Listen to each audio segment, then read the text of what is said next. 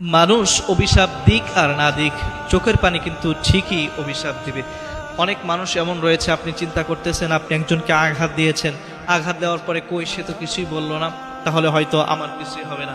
কিন্তু সে যে নীরবে আপনার এই কথার কারণে, আপনার এই আঘাতের কারণে নীরবে সে যে কেঁদেছে, এই যে চোখের পানি, সে কিন্তু অটোমেটিক আল্লাহ তাআলার কাছে তার আরজি জানিয়ে দিয়েছে।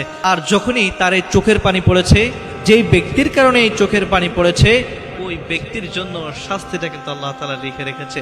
কিছুদিন যেতে না যেতে আপনি আপনার চোখের সামনেই দেখতে পাবেন যে ওই ব্যক্তিকে আল্লাহ তাআলা কাঁদিয়েছে অন্য কোনো মানুষের কারণে।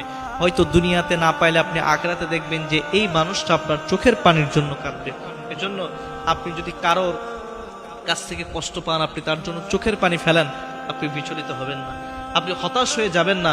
মনে রাখবেন যে আপনি হয়তো একজন অভিশাপ দিচ্ছেন না, আপনার চোখের পানি ঝরেছে, আল্লাহ তাআলা এটাকে ছাড় দেন না, হয়তো কিছু সময়ের জন্য ছেড়ে দেন, কিন্তু ছাড় দেবেই না, অবশ্যই তার বিচার আল্লাহ তাআলা করবে।